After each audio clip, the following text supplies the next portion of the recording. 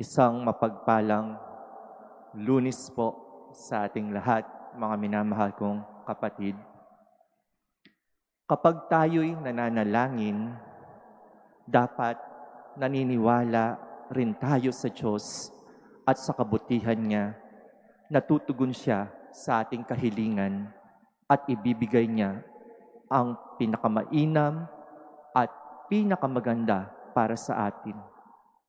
Ito man ay hinihiling natin o hindi. Ito'y sapagkat hindi lahat ng ating hinihiling, mga kapatid, ay makabubuti sa atin. Minsan, akala natin ito'y makabubuti, pero hindi pala. Kaya kapag nadidismaya tayo dahil pinipilit natin ang tingin nating maganda at gusto natin, na panghihinayang tayo ng loob. Hindi na natin naiisip ang kabutihan ng Diyos na perpekto at hindi nagbabago, na mayroon pa pala siyang planong maganda na hindi pa natin alam. Ngunit ang nangyayari ay bumibitaw agad sa pananalig ang tao.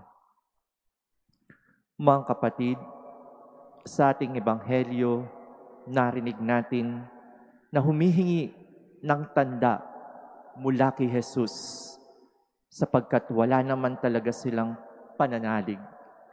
Tinatawag nila na guro si Jesus, ngunit hindi ito mula sa puso. Mataas ang tingin nila sa sarili dahil sa kanilang posisyon.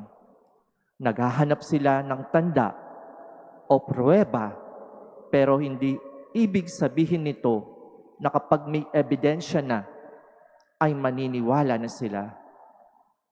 Para sa mga taong ayaw talagang maniwala, na minsan kahit anong gawin, ay hindi pa rin sila maniniwala, ang tunay na nanalig ay taliwas dito. Habang mas sinusubok, mas lalong naniniwala. Kapag walang kasiguraduhan, paniniwala lang sa Diyos ang kinakapitan.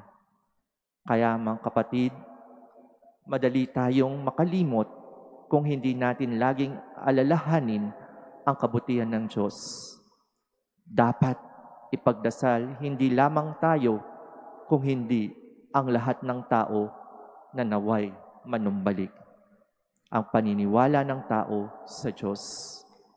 At hindi madaling maunawaan ng tao na ang Diyos, sapagkat iba ang isip ng Diyos kaysa sa tao, at ang kanyang karunungan higit na mas mataas kaysa sa atin, subalit hindi siya maramot. Kaya minamahal kong kapatid, hindi ibig sabihin na ipagkakalat niya o ipagkakait niya ang karunungan at pag-unawa kung tayo'y may mga duda at pag-aalinlangan.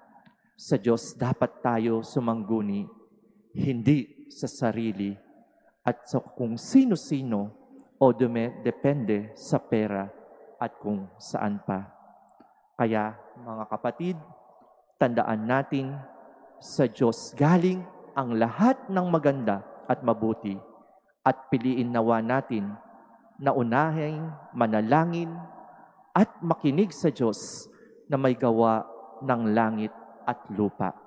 Siya ay lubos na pag-ibig sa atin, na wala siyang itinira maging ang sariling anak para tayo'y matubos sa ating kasalanan.